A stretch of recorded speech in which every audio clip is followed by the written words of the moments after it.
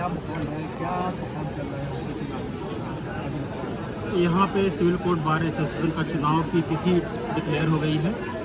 और कल नामांकन हुआ था और आज नामांकन की आखिरी तिथि है।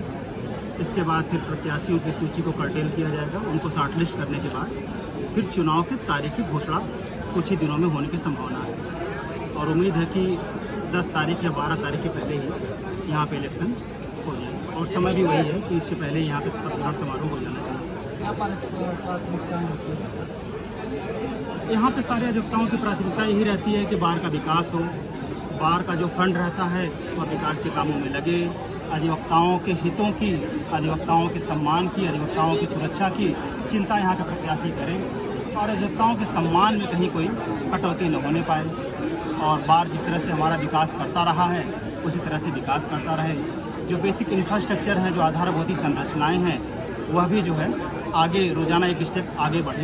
यही प्राथमिकताएँ हम अधिवक्ताओं की रहती है और यही हम अधिवक्ताओं की अपने प्रत्याशियों से उम्मीद भी रहती है।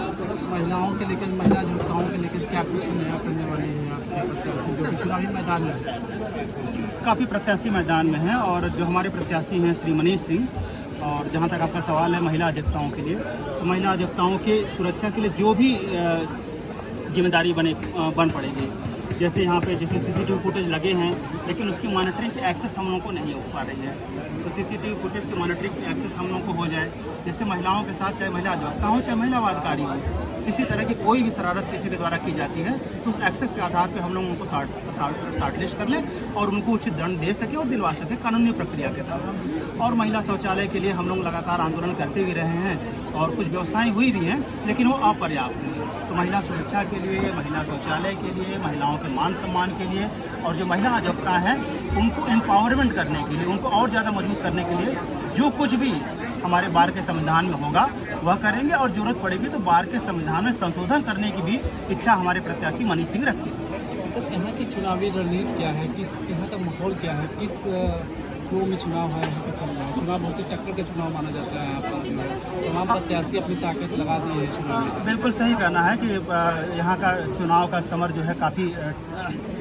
टक्कर का माना जाता है और नेक टू नेक फाइट रहती है, लेकिन इस बार का जो चुनाव है वह न जाने क्यों बहुत सहज हो गया, बहुत सरल हो गया है। अच्छे प्रत्याशी न आने से टकराव ज़्यादा बना रहता है, लेकिन आपके पास अच्छे प्रत्याशी मनीष सिंह जैसे लोग मौजूद हैं तो चुनाव की प्रक्रिया बहुत सरल हो जाती है और मनीष सिंह के आ जाने से यह चुनाव लगभग एक तरफा हो गया। खासकर महामंत्री पद के लिए, मनीष सिंह महामंत्री पद के लिए चुनाव लड़ रहे हैं तो वह चुनाव लगभग इस पद के लिए एक तरफा हो गया है,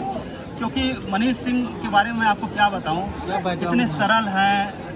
इतने सहज हैं और बैकग्राउंड मनीष सिंह का ये है कि इनके पिताजी श्री तेज बहादुर सिंह हमारे यहाँ बार एसोसिएशन के पूर्व अध्यक्ष रह चुके हैं और आपको पता है कि हमारे देश में अब दुनिया भर के देशों में पिता और पुत्र की जोड़ी बहुत कामयाब रही है। आप अमेरिका में जॉर्ज बुश जूनियर और जॉर्ज बुश सीनियर को उदाहरण लीजिए, पिता पुत्र थे। आप कनाडा के वर्तमान राष्ट्रपति जस्टिन ट्रूडो और उनके पिता पीटर ट्रूडो को उदाहरण ले लीजिए। हिंदुस्तान में जो हमारे फ्रीडम फाइटर्स थे, आप चाहे मोतीलाल नेहरू, जवाहरलाल नेहरू का नाम ले लीजिए, आप बलबीर मेहता, अशोक मेहता का नाम ले लीजिए, आप पुरुषोत्तम टंडन, राजसी टंडन का नाम ले लीजिए, आप वर्तमान दौर में आप मुलायम सिंह यादव, अखिलेश यादव का नाम ले लीजिए, आप वर्तमान दौर में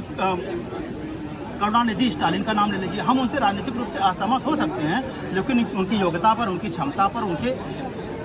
काम करने की प्रशासनिक शैली पर हमें कोई संदेह नहीं है, नहीं होना चाहिए।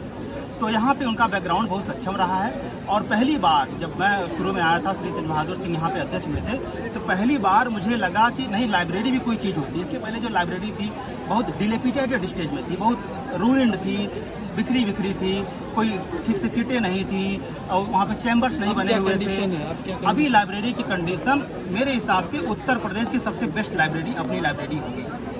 इस समय, जो जिसका रखरखाव, मेंटेनेंस और वहाँ पे ऑफिशियल अपॉइंट हुए हैं, आपको किताबें चाहिए, हाँ, लेकिन जमाने के हिसाब से जितनी प्रगति होनी चाहिए नहीं हो पाई। जैसे लाइब्रेरी को कंप्यूटरीकृत नहीं किया जा सका, लाइब्रेरी को डिजिटाइजेशन नहीं किया जा सका। आजकल ऑनलाइन सब्सक्रिप्शन एसएससी के, सुप्रीम कोर्ट केसेस के, हाई कोर्ट के केसेस के मौजूद रहते हैं लेकिन वो सब्सक्राइब नहीं हो पाया। तो ये हम उम्मीद,